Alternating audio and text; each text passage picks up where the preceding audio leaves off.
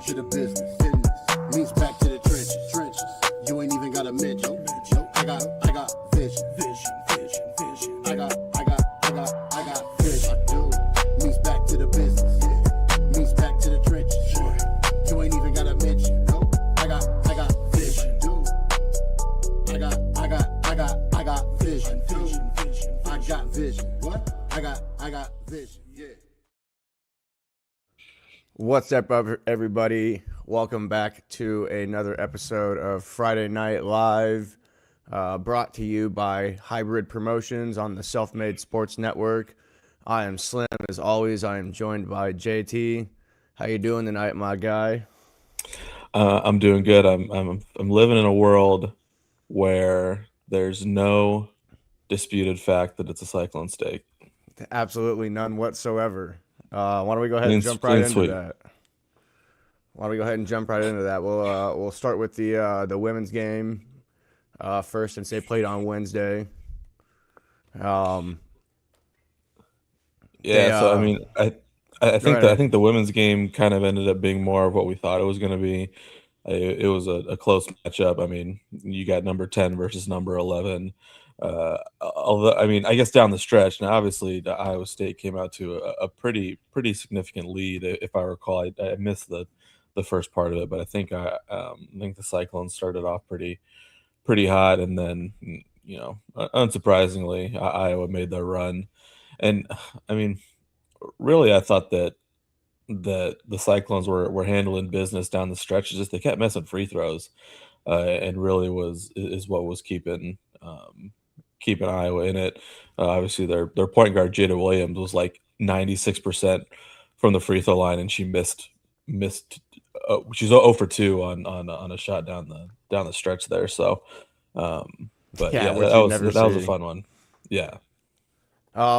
Yeah, and then Audie missing the one free throw she missed because her and Fenley shared kind of an emotional moment there that kind of took her out of the game for half a second. But she said she was able to recover and make that second free throw. I believe they had that lead up to 17 at one point, late in the third.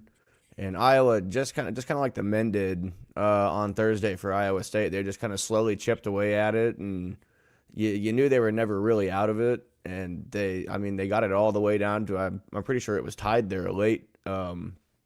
In the final seconds, the Clones were just able to get a couple extra shots. And man, how special is Crooks down there? And how big of a luxury is she to have, in the post to go to pretty much whenever you want to? It's almost automatic.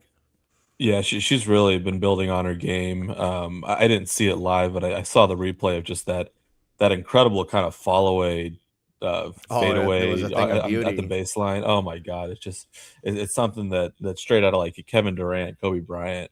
It's just not something that you would expect a player like Audie Crooks to have in her bag, and it's just been really impressive to see her kind of grow different areas of her game and add some of that touch, and not just being kind of a bruiser in the paint, as she certainly can be, and that's kind of her bread and butter. But yeah, that shot was so nice. I saw Monte Morris reposted it on his Instagram story, and he was showing it some love.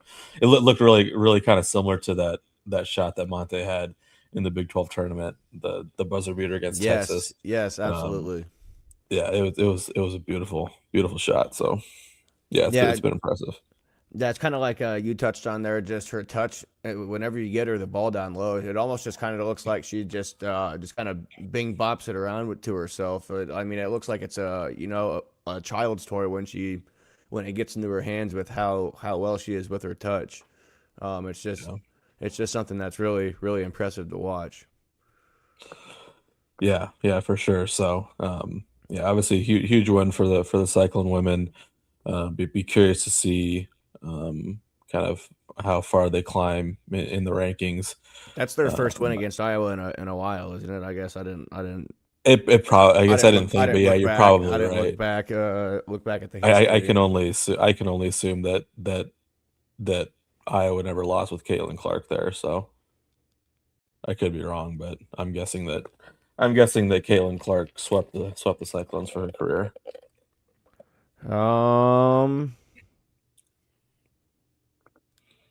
I can't find it right away here. But yeah, I would just imagine it's been domination with like you said with Clark and all that leading Yeah. up to this year. So it's nice to see him finally get over the hump, see him to do it at home.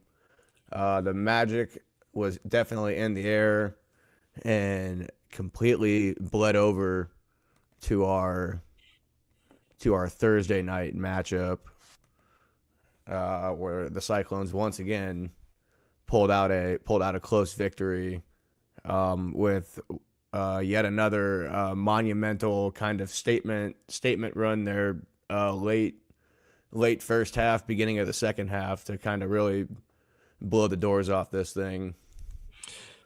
Yeah, so I certainly have a lot of thoughts on the first half of this game. I mean, I wasn't that surprised. I'm sure some Cyclone fans were. I mean, obviously being a Drake fan and being well versed in the ways of Ben McCollum and Bennett Sturts. Unsurprisingly, Iowa came out very hot, very motivated. Um, Defense was kind of on point. I mean, you usually don't see a situation where the Cyhawk game is a letdown game for a team, but certainly when you come off beating the number one team in the country on the road, that kind of led to a situation where the Cyhawk men's basketball game was a bit of a letdown game for the Cyclones, and they certainly came out of the gates looking pretty sleepy, and they just kind of fell into all the traps that a Ben McCollum team can set for opposing teams. Really slowed the pace down. Just was just that defense was locked down. They weren't able to get anything going. And I guess really the weird part about it was that I mean I was keeping track for the first like 3 minutes of the game. Bennett Sturts didn't even touch the ball, which is crazy. Uh, you know, because he's obviously he's pretty much Right. all that offense is, Shows you what and it Torrey was did. clear. Yeah, yeah. I mean, Torre absolutely locked down Bennett Sturts, and I think it was pretty clear going in that TJ Otzelberger wanted to take away Bennett Sturts and let the other guys beat him, and for a while there they were, Yeah, they were. and it was a pretty uncharacteristically good performance out of some of those guys. I mean, Cale Combs, all those Drake guys. Cale Combs had a couple of nice shots. Isaiah Howard had some threes and a couple of nice drives to the rim. Cam Manyow had a couple of drives to the rim, and even Tavion Banks was hitting 3 pointers like like crazy. So it's just kind of one of those risks that Otzelberger took. But yeah, it was. I wasn't feeling very good about that game in the first half. I mean, it's not really breaking news. I didn't wasn't sure if they were going to be able to pull out of that because very similar to Kirk Ferentz's team, a Ben McCollum team is very capable of putting a team in the Cobra Vice. Once they get a double digit lead, and I was a little bit concerned that they were going to able to control the pace and kind of lock things down. But fortunately, the big turning point of the game didn't have anything to do with any of the basketball players on the floor. At the under 4 minute timeout, our Lord and Savior Jimmy Rogers came out and said, "Let's beat the fucking Hawks." And by God, that's what they did. They shot out on a 20-3 run after that little door deal there, and it was a little back and forth from there. But man, it was impressive to see him go on that run. Yeah. I wasn't able to listen to any commentary of the game. We had that charity event last night, which went great, by the way. Good turnout, raised a lot of money for a bunch of good causes. Thanks to everyone that was able to make it out to that. But yeah, you kind of got to that under four timeout. It's not really looking great. I'm kind of halfway watching on my phone, and it just seemed like they came out of that under four timeout. Now I didn't have any idea of the Rogers thing, so They came out of that under four and they just looked like a completely different team. They started coming back up the court with that same swagger and that same, kind of emotional tempo that, they had shown against Purdue at times. And then on the defensive end, it just seemed like they didn't really force anything. They let everything come to them, and they let Iowa kind of force the mistakes themselves, which they then were able to capitalize and turn into points on the other end of the floor. Couple big shots, hit at big times there as well. Momcilovic with a couple threes as always. If this team's going to go on any 20-0 run this year, you can definitely guarantee Momcilovic is going to have at least two or three of those things dropping in during that run. So that was good to see. Once again, just getting back to Torre and Yeah, man, he's incredible. just how good he looks, and just, I mean, shutting down. You could argue maybe two of the five best point guards in the entire country in back-to-back games, and Bennett Sturts and Braden Smith from Purdue on Saturday last week. It's just been incredible, just kind of continuing to watch it grow, and he just seems to continue to get better and better every game.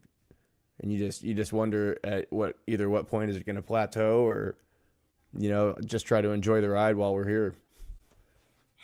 Yeah, and I guess one thing that I thought was strange and is that kind of the last like 3 minutes of the game, Torrey was actually on the bench, which I didn't quite understand. Obviously, Otzelberger favored Heisey over Torrey in the last few minutes, and obviously it worked out.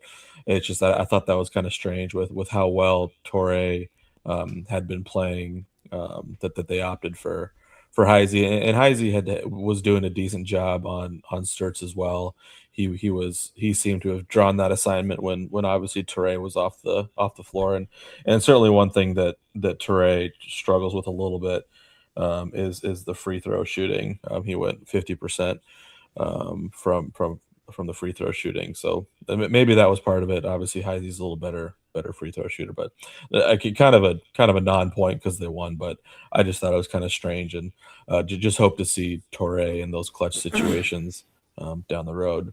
One thing that I think is really interesting that I wanted to talk about, and it's on the Hawkeye side of things, and I think, I mean, it's not that groundbreaking of a strategy, but I thought it was pretty clear that Iowa State was wearing out Bennett Sturts. Now, obviously, the story with Bennett Sturts, even dating back to last year, even back to his days at North of Missouri State, and just in general, from what I understand, Ben McCollum basically likes to play his point guard all the time. Bennett Sturts constantly racks up 40 minutes. His point guards before Bennett Sturts always racked up 40 minutes, and it worked out well for him at the D2 level. It worked out well for him at the Missouri Valley Conference level. Right. But I think we're starting to see. I don't that other foot has to drop it. The other shoe has to drop at some point. Right. It was pretty clear that Sturts was worn out. He went 3 for 11 from the field. So I guess I just don't. I don't see a world where Sturz can continue to play 40 minutes and be as effective of a player as he can be, especially when teams are clearly leaning on him on the defensive side of things and targeting him. I just don't. I don't think he's going to be able to keep it up. Yeah, you make multiple good points on that front. With the scouting coming up, once teams can kind of really lock in and kind of start to pick apart this offense and what they want to do, it's not going to be nearly as easy for them to dictate, as you said, against teams in the Missouri Valley, just because they have more resources and overall just kind of better facilities and better guys in those positions. That's kind of how they make their bread and butter, and that's why those teams in those conferences are elite. So you're not going to be able to get away with kind of running the same thing past everybody all the time, and they're going to start to beat up on them. And if Iowa State kind of gave teams a glimpse of a recipe here to slow them down, you better believe that the Michigan States and the Ohio States and the Purdues of the conference are going to take note of that, and he's going to see the same thing from them. So, I mean, it's going to have to be something that he's going to have to game plan for, or it could end up spelling disaster for him. I think they'll probably figure it out, but it'll be interesting to see how they decide to make that adjustment and make that change going forward, especially as we get into conference play here. Yeah, definitely. And I know that McCollum likes to be creative with getting Sturts his rest. I mean, for anyone that has watched a McCollum team as much as I do, you'll see offensive possessions where basically Sturts will just stand in the corner, and maybe he'll get a drive and dish three to him, but those really aren't the kind of things that you can do at the power four level. You're not going to be able to have a guy standing in the corner of the gym doing nothing while the rest of the team plays 4-on-4 just so you can get your guy some rest. But yeah, that's not gonna work, and not. I think at the lower levels, you could always count on there being one guy on the opposing team that is a pretty easy guard. I think a lot of the times, so Sturts is a decent defender. He's not a bad defender, but I know they'll go through these cycles where Sturts will man up with the spot up 3-point shooter. Like I think that they had him guarding Momcilovic quite a bit. So the kind of guy that you know isn't very physical to guard because he just kind Right. of monitors the perimeter. So yeah, it's just I don't think McCollum's going to be able to get away with that. It'll be interesting to see. I mean, it kind of like I said, I said something on Twitter about this where Ben McCollum has never had a target on his back from the greatest minds in college basketball. Now, obviously, there's an argument to be made that Ben McCollum is one of the greatest tacticians in college basketball right now, but there's certainly plenty of other individuals out there right now. So it'll be interesting to see um, kind of how teams are able to game plan against Ben McCollum. Obviously we've already seen what Tom Izzo can do to that team. What's Matt Painter's team going to be able to do to him? So I think it's going to be really really interesting to see um, kind of now that the spotlight is on that team and the secret's kind of out on Ben McCollum. How is that going to work, and how's that team going to react? Yeah, I mean, only time's gonna tell. We got about 20 days left in the calendar year this year, so I mean, we're getting down to the fun time of the year as far as college basketball goes. So it remains to be seen moving forward. I know you wanted to touch on the kind of the football situation. Obviously, I apologize to all that saw me in crash out mode last week. That all we all saw it coming, but that came pretty suddenly there right before we came on the air, and that was about as authentic as you can get with it. I I apologize, but I am not sorry. No, I'll, yeah, I, no, I'll leave it it's at fine. that. I'll leave it at I'll, that. I'll just say from my years of being a Drake men's basketball fan these past couple of years, it's just kind of routine for me. So it just kind of is what it is. So I guess, but before I get into that, I kind of want to riff on this a little bit because it's so crazy how stressed we were with this Campbell to Penn State situation. To imagine in some alternate world where imagine Penn State ends up hiring somebody else after all this drama with Matt Campbell, and then boom, the Michigan job Oh opens. man, How demoralizing would that have been for us? And I think it just kind of goes to show that I think it would have been this worse. this was probably it. This was probably the year for Matt Campbell to leave, and I'm just glad we didn't get tortured anymore with it. Yeah, the karma gods definitely kind of said, "Hey, he's gone no matter what." But at least they kind of ripped the band-aid off quickly, and we've been able to move on now. I was still kind of pretty beside myself throughout the entire weekend, but going into Monday morning, hey, you kind of hit the other side of the the fallout from the situation, and the sadness of the whole deal, and looking back at it, you can't live in the past forever, so at some point you got to move on. It was time to move on. We got the nice win Saturday morning against Purdue to kind of temporarily delay the feelings, but you still went through them. We both had the joys of watching both of our teams get wins on Sunday. We'll get into that here in a little bit.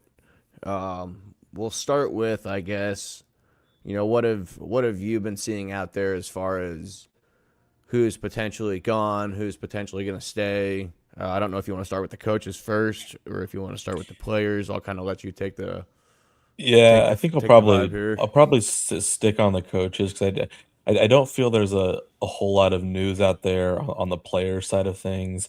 I mean, it kind of just sounds like the players are waiting for stats to get filled out. You know, guys want to see who their position coach is going to be. I know. I was talking to my boss at the arena today. Um, I think we've had a good time these past couple of days with it's been kind of interesting because you saw the video come out with John Haycock talking to the women's basketball team and Yep. Rocco Beck talking to the women's basketball team and Caleb Bacon and Ben Bramer and Rocco being at the game, and I think a lot of these people are taking that as a sign that these guys are going to stick around when in my opinion I think it's kind of the opposite. I think it's them kind of almost saying goodbye, that they're kind of showing Showing some their love showing their for one gratitude. last time. Kind of like I get this is kind of morbid, but this is the exact analogy that I use. It's kind of like the attitude that you have like towards a pet before you have to put them down or something like that. So uh, I think people are kind of getting in their feelings and are taking the bait when it's really the opposite. So that's what I'll say on the players. There's not I know that's kind of a depressing thing, but I think most anyway. On the coaching side of things, nothing's been officially announced on the Iowa State side of things. It sounds like most of Rogers' staff from Washington State is going to come over on the defensive side of things, um, uh, and I think they're also bringing in Toledo's defensive coordinator. I guess Yes, I did see that. I haven't really dug into these guys, but it seems like I'm just impressed with the staff that Rogers is putting together. Obviously, we saw that role from currently with the Lions was with Iowa State 2 years ago is coming back, and I was really excited to see that. Um, Gives you a chance so to save your running backs, maybe. yeah, yeah, potentially. So I guess I just kind of wanted to, and I'll kind of propose this to you, just kind of your general thoughts, kind of now that the dust is settled and we're kind of moving on with our life. I'm really optimistic for the future of Cyclone football. I know that Pollard got some heat for it initially, but I thought that the move to hire the next guy was genius, and I think it's working out to perfection. It's really allowed a smooth transition. We had zero opportunity to stew on what the next guy was going to be. So I guess I'll just kind of throw that at you of just kind of in general, what have your vibes been 1 week later on the Jimmy Rogers era? Yeah, I think you nailed it with not allowing us to stew. I think that was probably maybe the most important thing. He, I'm sure he probably had wind that this was maybe a possibility. Who knows? Maybe he's known that Campbell's been interested in the job for 2 months, and it never really fully materialized until the 11th hour here. The last couple days before the deal was made. You just don't know how that went. If you believe everything Pollard said in that introductory press conference, it sounds like Rodgers has mentioned to him, years prior, not just recently, that he was interested in being the next head coach here, and whatever he did that weekend with Pollard really kind of set himself apart from everyone else, and Pollard knew that if there was ever a time Campbell was going to go, that's who he was going to go after. So, at that point, like Pollard said, Campbell owes Iowa State nothing. You kind of got really lucky with what you got from him for 10 years. He's had multiple opportunities to leave. Lucky he was able to stay as long as he did. But he left us in a good place, left the team in a good place, the program in a good spot. And as much as I kind of want to sit here and kind of rip on Pollard, we're going to have to give this guy a chance to see what he can do, because other than maybe the Prom hire, he's 4 out of his last 5 as far as coaching hires. So, or 3 out of the last 4, whatever it'd be between. I mean, it's certainly Steve Prohm had a couple pretty solid years. Right. Yeah. I know exactly. that they were with Hoiberg's players, but I don't think a lot of people completely write off the Steve Prohm era, and I don't think it's fair to do that. Yeah, and I definitely wouldn't say that he wasn't a good coach. I just know that there's a lot of people out there that would like to disagree with that, but I mean, it is what it is. Yeah. And then I guess you could argue that I can't remember if he was there for the McDermott hire or not. I'm pretty sure he wasn't he? If Pollard was there? I believe Pollard was the AD at the time of the McDermott hire. Yeah, probably.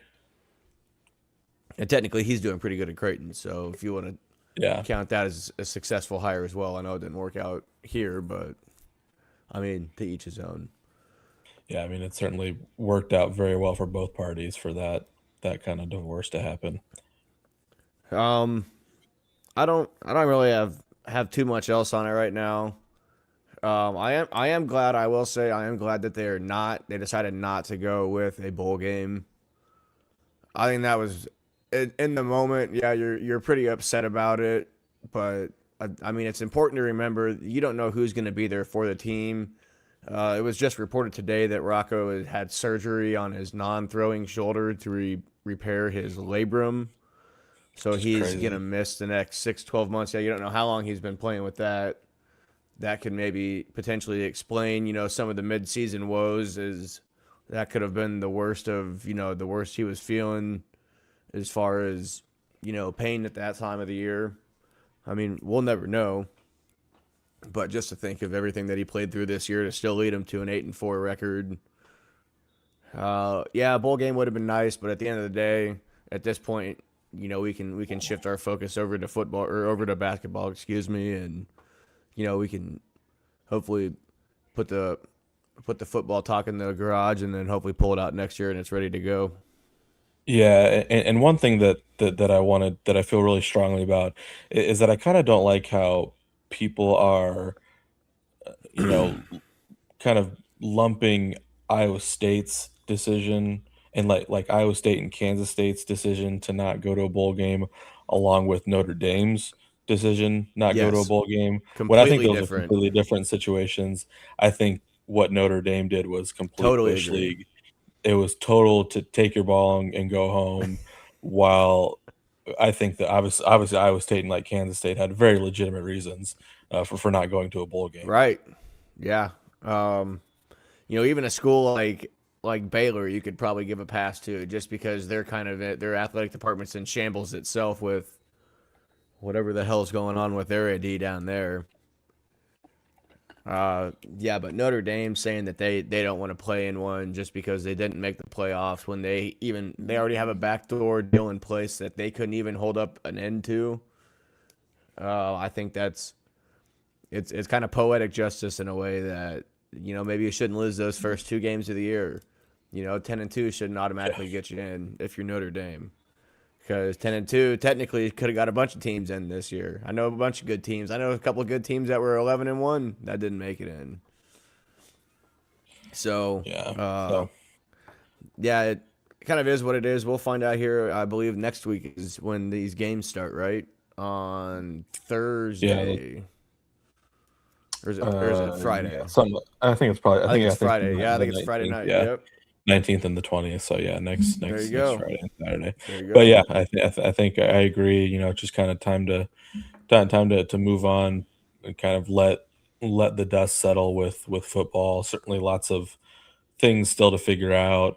I guess one thing that I'm kind of getting back to the Rodgers and his staff of it all. Just kind of interesting to see if there's any people that stick around from Iowa State side of things on Rodgers' staff. Obviously, you hear a lot about maybe a guy like Jake Landry could stick around because he would have been at North Dakota State at the same time that Tyler Roll was. You look at guys like John Haycock and Eli Rashid, who are kind of later in their career and may not want to make the big move to Penn State. And then that's one thing I'll say. There's been a lot of news on the Penn State side of things that Haycock was going to join Penn State, and it sounds like that a lot of that has been premature. He may very well end up at Penn State. I don't think it'll be as a defensive coordinator. He might just take a smaller role, just kind of right off into the sunset. The only names that we know for sure are going with Matt Campbell to Penn State is obviously Taylor Mauser is going to be the offensive coordinator Yep. for Penn State. That'll be really interesting to see how that shakes out. Brian Clanton, of course, is going to continue to be the offensive line coach. They're getting a And good one in then him. yes, yeah, they are. That was one of the big bummers. Is it was kind of the first for the first time in a while Iowa State had really had some momentum on the offensive line, and but I've seen some of the names that have been rumored for Jimmy Rogers' hire as offensive line coach, and I'm pretty optimistic about it. Um, and then Noah Pauley is going to go to Penn State. I don't think they've announced this position, but I assume he'll continue to be the wide receiver coach. And then I did see that officially our guy Dion Broomfield is going to go to Penn State and be a secondaries coach. I forget what the some co-defensive coordinator similar to what he was doing at Iowa State. So just really curious to see kind of what dominoes continue to fall on the staff side of things, and then of course as the once the staffs are finalized and the players will start to make their moves. So that'll kind of be the thing to keep an eye on the next few weeks. Yeah, I did like the fact that he did kind of call out special teams by itself for wanting to specifically kind of focus on improving that area of the field, knowing what we saw this year on the field there in a couple games. I mean, it almost cost him a game against Iowa, and it definitely cost him. I can't remember the other two games where it happened. I believe it was the BYU game. They got pushed into a punt there that ended up being recovered. Kind of really flipped the momentum in that Yeah, game. And yeah. then I want to say maybe even the Colorado game, or maybe it was the Oklahoma State game. I can't remember the third time it happened, but I know it happened three times this year. Yeah, yeah, and I know that I do know one thing for sure, and I haven't brought this up with you. You're gonna like it. I do know that Jimmy Rogers does have a dedicated special teams coordinator. I Oh, good. assume he's gonna come over to Iowa State. His name is Pat Cashmore, and guess who that's the brother of? No shit, huh? Yep, Pat Mister Cashmore, Mister Wilson Mr. Willie. Cashmore, huh? Let me get his. No I shit. believe Pat played at Drake, just like How Willie did. about Yep, that? yep. A native of Time Kansas, is a City, flat Missouri. Cash circle. played at collegiately at Drake, where he was part of the 2011 Pioneer League championship team. And I think he had after his time at Drake, I think he eventually joined the staff at South Dakota State, followed Jimmy Rogers to Washington State, and I can only assume connections that Pat Cashmore will follow Jimmy Rogers to Iowa State and be his special teams coordinator. So yeah, that's kind of exciting because that's the brother of our boy Willie Cashmore. Yeah, that made my night. That we said that's the Friday Night Live fun fact of the night right there. How about that, huh? Like I said, time's a flat circle. That's unbelievable. What a Yeah. poll. Yep. Shout out to Billy Cat. Yep, the 7th and 8th grade youth parks coordinator me and JT had back when we were just wee young lads. Yeah. Man, years ago. Years ago. Good times. I think that was like 5th and 6th grade, right? I can't remember. I did it for 3 or 4 years off and on. It was all right. Gave you something to do. Good times. Good times. Gave you something to do. You're able to do a lot of free shit Yep. or a lot of cool shit in the afternoon for free. So That's right. shout out to mom and dad for throwing me in that program. I sure love that. Well, do you have anything else you want to cover on the football team? I'm kind of with you for the most part. that's Just about kind of all let it sit there and just kind of mellow out and wait for the dust to settle, and we'll know more. I'm sure we'll have some by more the time we're on the next air week. next week. Yep, exactly. Yep. Well, we'll go ahead and start with your game first for the NFL here. Oh, actually, you know what? I did want to talk about the Huskers real quick and kind of the resurgence of what Hoiberg's been able to do down there in Lincoln this year. I can't find my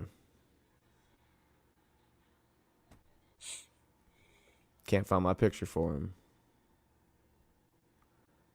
Well, anyways, another big win for him the other night, beating Wisconsin by 30 points Wow, I at didn't see home, that. just That's impressive.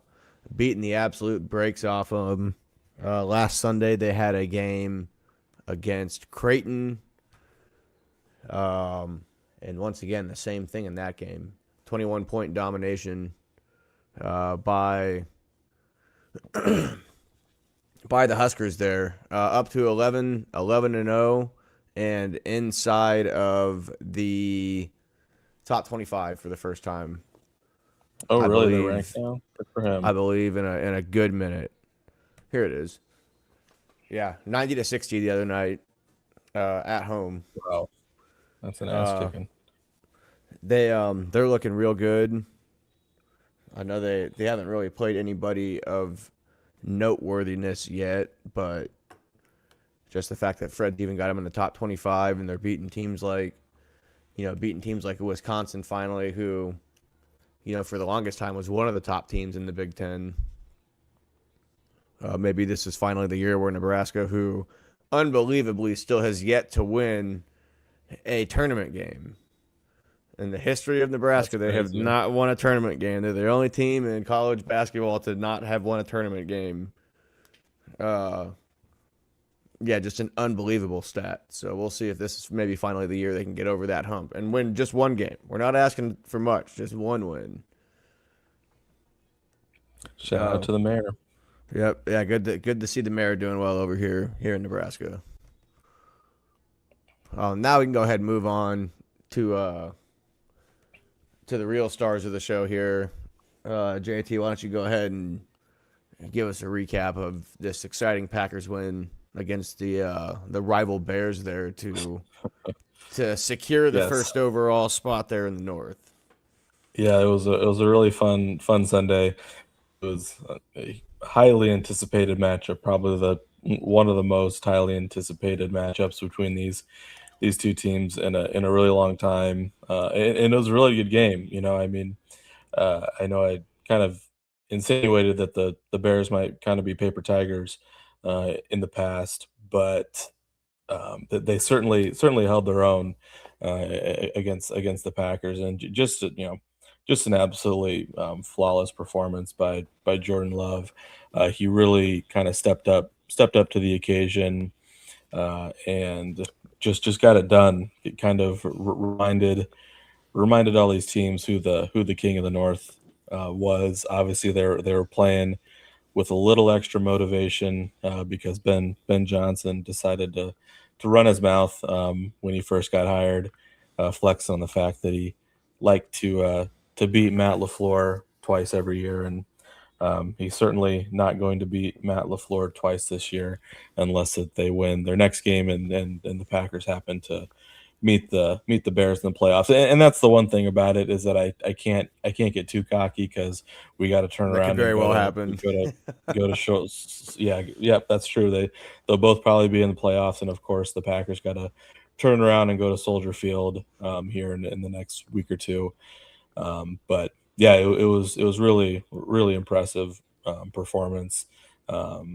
Really a kind of it's been very similar to a lot of the Packers games this year. It just felt like there weren't a whole lot of possessions by either team, which is kind of a strategy that a lot of coaches have been throwing at the Packers, and so they really didn't have a whole lot of margin for error. They had to make the most out of every single possession, and they Right. certainly did. At this point, I've kind of forgotten some of the details of the game, but I know that Christian Watson had a really good game. But and certainly there was a huge play from Keyshawn Nixon to kind of seal things up. But I'll just kind of say it again.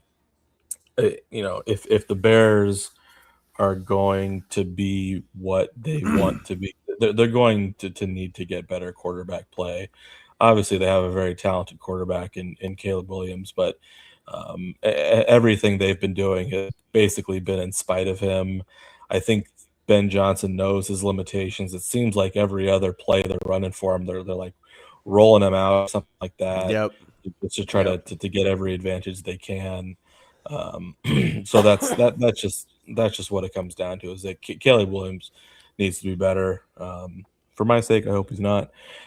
But yeah, that's I guess we'll see what happens here in a couple of weeks. Packers have a really tough matchup against the Denver Broncos on Sunday, I believe it is. I don't think we're at the yeah. Are there Saturday games tomorrow? I don't think there are. I know at some point the NFL gets into their Saturday games here.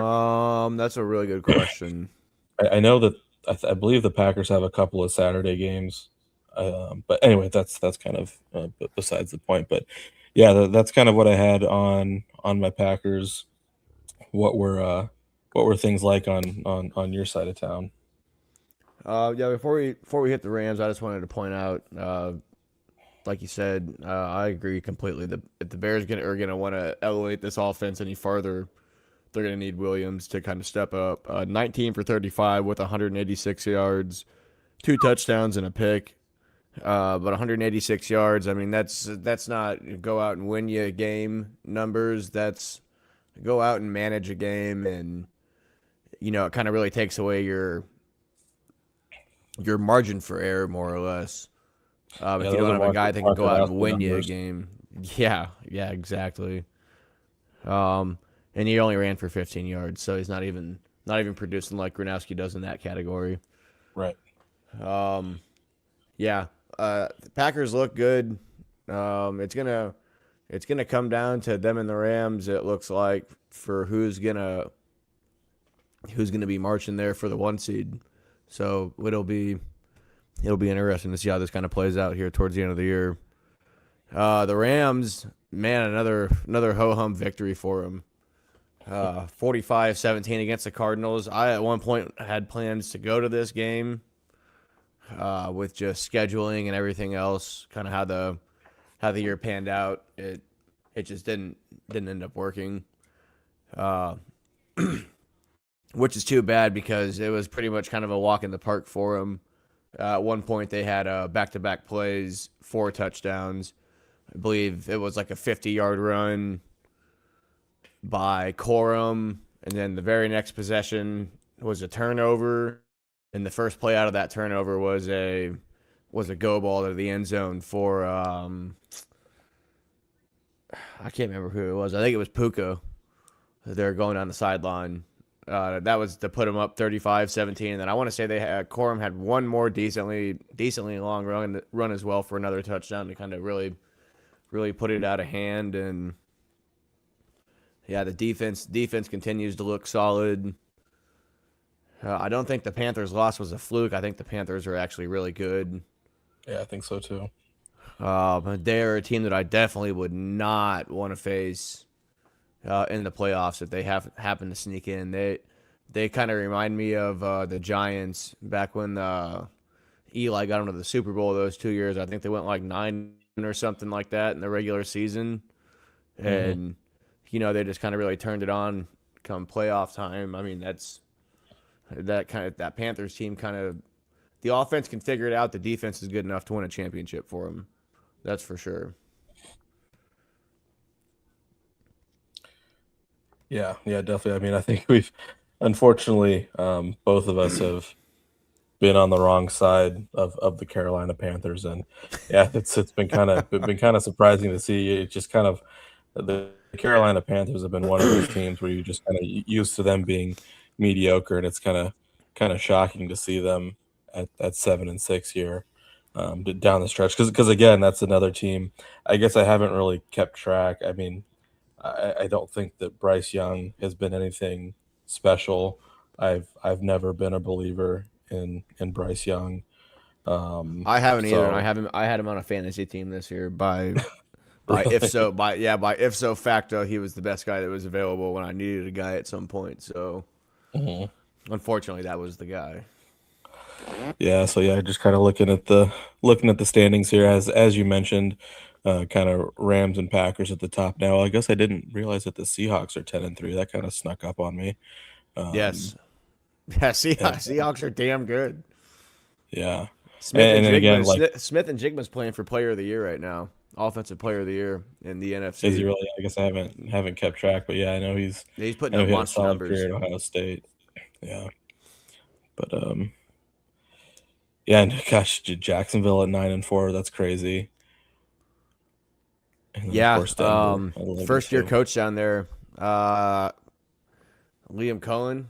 Is that his name? Yeah, yeah. It might be his second year, but yeah, Yeah, first or second year, I can't remember, but totally got them turned around, got them believing in themselves. The Broncos, you look at the AFC, and like we said a couple weeks ago, it's not your usual suspects on top of on top of the leaderboards right now. It's kind of refreshing to see, but at the same time, it is the usual suspects because it's the same three teams that were good about 5, 6 years ago that right. are sitting right back in the same spot.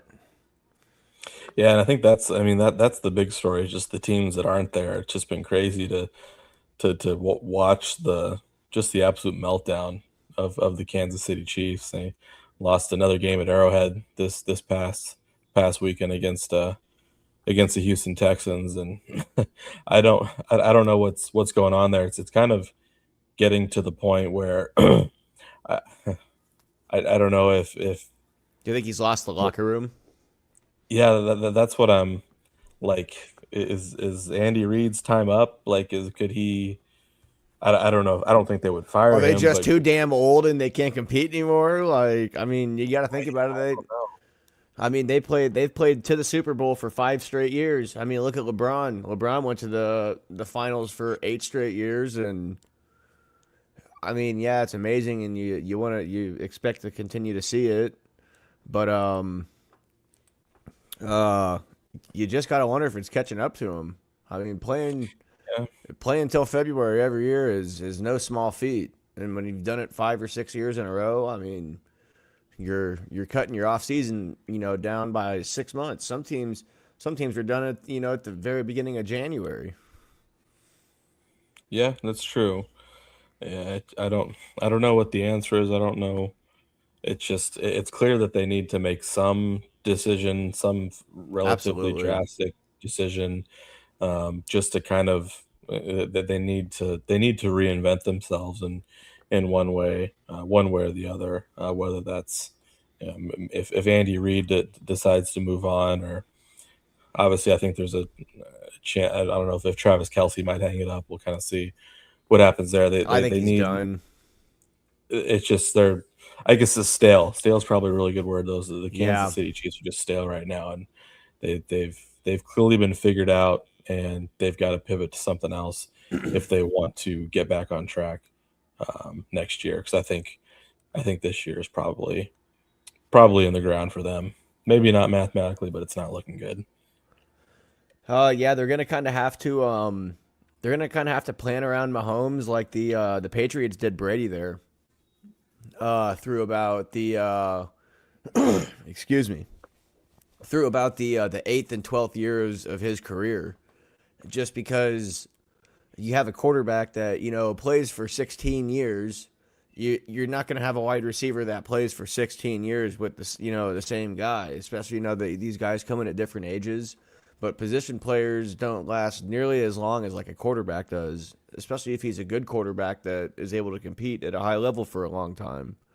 So at some point, you're going to either have to flip the entire roster and kind of really hit the hard reset and kind of circle like a 3-year window, and that's kind of your only hope. If you don't do that, then you're gonna have to trade him eventually, or you're gonna lose him to rumors that he doesn't want to be there anymore or something like that. If you can't build a winner around him, I mean, he's won already as much as he has. He's not gonna want to go back into the shadow realm.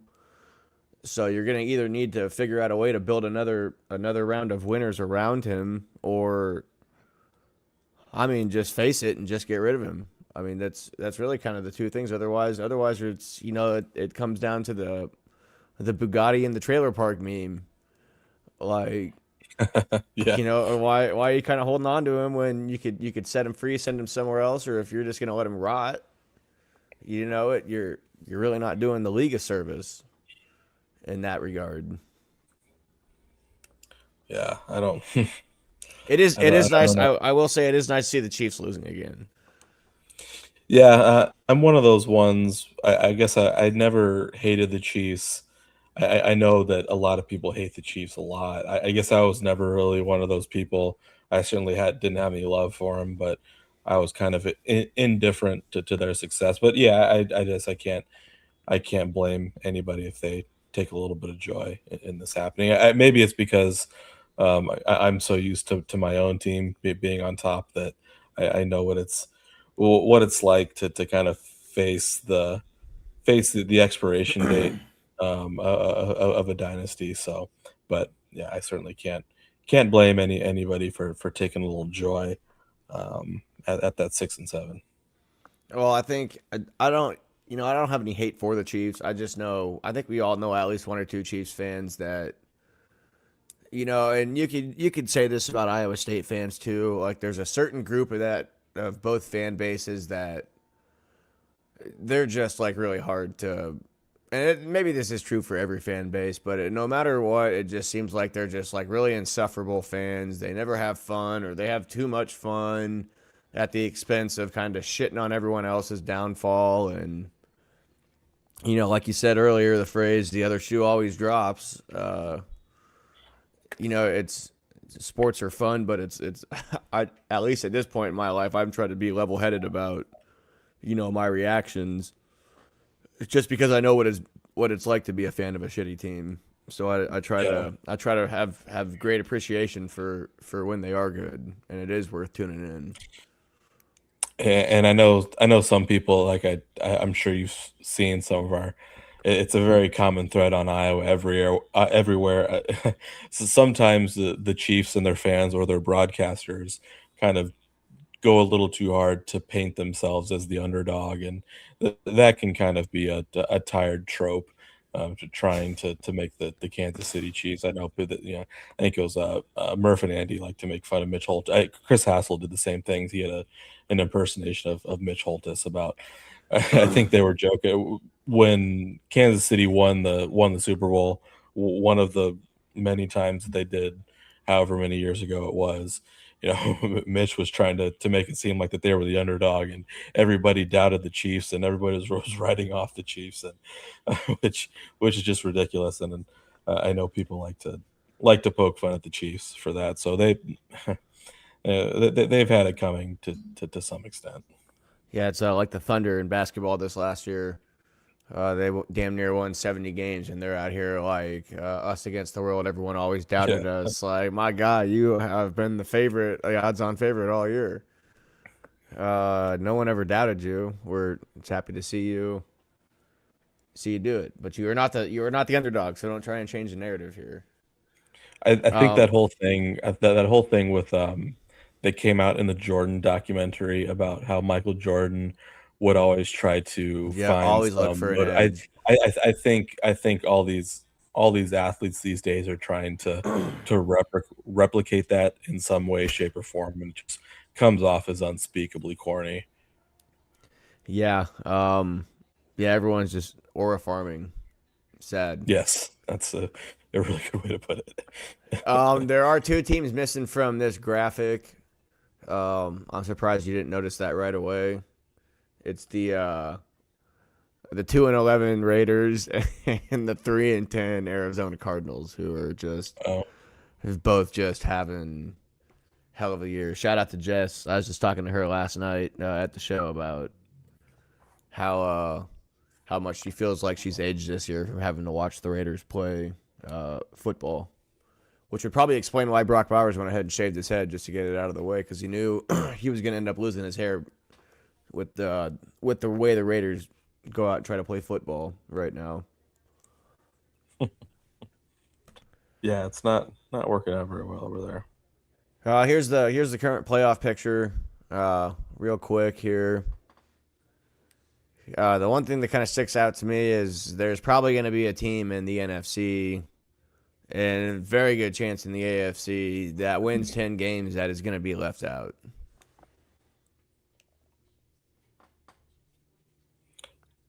Yeah, I'm just seeing this for the first time. Yeah, that's crazy. That damn that damn NFC South team always getting that better position, even though it's crazy. That's one of those things that's just eternal. Is that Yeah, there's just some yeah, you shitty know. team from the NFC South that gets in the playoffs, at sub 500. Well, for a while there, it was the NFC West back in our high school days there with the Sam Bradfords of the year. I think the Rams made the play, or the Seahawks might have made the playoffs one year at 7-9 or something like Yeah, that. that sounds right. Yeah, Um, basically one of them always had to get in, and just looks so funky on a graphic like this. yeah, especially when you put it this way. And I don't think these are matchups. I believe those two categories would be inversed, and that would be your matchups. So you'd be looking at uh, Texans, Patriots. I guess technically the middle one would be accurate. Jags, Chargers. I can't believe the Chargers are still in there. They've kind of like really snuck in. Hmm. And then the Bills and the Steelers. They're in the AFC, and then well, there you go. You were wondering if you were going to get a matchup. It'd be right there in the first round. If this were to stand true as of today, Packers, Bears, Niners, Eagles, and Seahawks, Bucks. Yeah, that would be crazy. Yeah, that's When why when I'm do they trying play not them to again? get Is it too are too they is high. that a Week 17 matchup? It's their next game after, so it's in a week, I believe. Okay, so 2 weeks off, and they play them again. Yeah. So Well, I dumb. Why guess don't you just? Why technically don't you just one just? week. Well, that's just 1 week in between them. That's so Yeah. dumb. Why don't you Yeah, spread the? that's crazy. Yeah. Why don't you just spread that out a little bit? I mean, you got 18 weeks to pick from. Yeah, so the Packers obviously had the Bears this past week. They had the Broncos this week. The Bears again Oh, the week after. Then they have the oh, Ravens, and then they have the Vikings. So tough stretch there. yeah. I think you went 3. I think you're looking pretty good. Oh, absolutely. Yeah, I'd take that. Take that every time. I guess I don't know. I don't know what the Rams got coming up here. I should probably look that up before I speak on it. But I think they're sitting in the driver's seat right now as far as what they got left. So I guess they play the Lions on Sunday. Well, they played the really. They play the Seahawks on the Lions, Seahawks, 18th. Falcons. Yep, the Lions this weekend. The Seahawks on Thursday. That following week, the Falcons, and then they end up with the Cardinals. That Seahawks game, that's a big one. Yeah, that could be for the division, and that could technically, depending on what happens with the Packers, that could be That for could the be number for the one one seed as spot. well. Yeah. Yeah. So coming down the home stretch here, it's the is our guy Matt Campbell would always say it comes down to 4 quarters, and we are rolling into the fourth quarter of the season here. It's hard to believe we're going into week 15 already. It just seems like the season flies by quicker and quicker every year. Yeah, it always seems like it. Before we get out of here, I'll give you a quick fantasy update. The update is no playoffs. That's the end of the update. Sad. Yeah, it wasn't. I think I haven't even looked at one league in 2 weeks. The last I checked, I was 5-21 or something like that. And yeah, that was a rough league. And then I think in the other one I finished maybe 13-16, something 13-18, something like that. So unfortunate year for fantasy, but that don't mean we won't be back next year to try and capture another championship. So that's the spirit. JT, you got anything else you want to add, or anything else you want to get off your chest before we get out of here tonight? Nope, I don't have anything else. I will say, since Vic's not here, I'm sure he would remind you at this point to thank the sponsors. Yes, my man. In lieu of Vic not being here and JT's friendly reminder, we would not be here. We would not be powered or brought to you without a little help from our sponsors, Hybrid Promotions. One of the hosting sponsors for last night's charity event. I can't think of the name of the show off the top of my head. Vic will eat me alive for that, but we'll be okay. Yeah, Hybrid Promotions, doing all show promotions. That show was our last show of the year with Hybrid. We are packing it in until, I believe, January 19th is our next show that we're going to be doing, that we're going to be a part of. I also want to thank Self-Made, the label, music, and Mr. Bakes for also being a proud sponsor of the show. We couldn't do it without people like him. Big shout out to Self-Made Sports Network. Kind of tripping over my words here, trying to read my handwriting. You know how that goes. Especially you've seen my handwriting, so you definitely know how that goes. Yeah, it's rough. Those lefties don't know how to write. Oh man, here we go. I got a guy that I work with he's gonna be eating me alive over that. He says that shit all the time. But yeah, we're just super grateful to have those guys on, be a part of the show. We don't plan on going anywhere. We're gonna be rip roaring into the new year. We're gonna kind of be slowly making that shift from basketball, or from football to basketball. With the playoffs coming up, and then the college conference season in basketball as well. JT, I'm gonna let you go ahead and land the plane. I think that's about all I got for you. I don't have the website's name in front of me as well. I have it written down, but I can't read it. We'll get it up on the screen for you at some point here in the next couple weeks, so that way if you want to be able to click on it live during the show, you'll be able to interact with that. JT, I'll leave it up to you. All right, sounds good. With that being said, thanks for listening, everybody. This has been another weekly edition of Friday Night Live. We'll see you next week.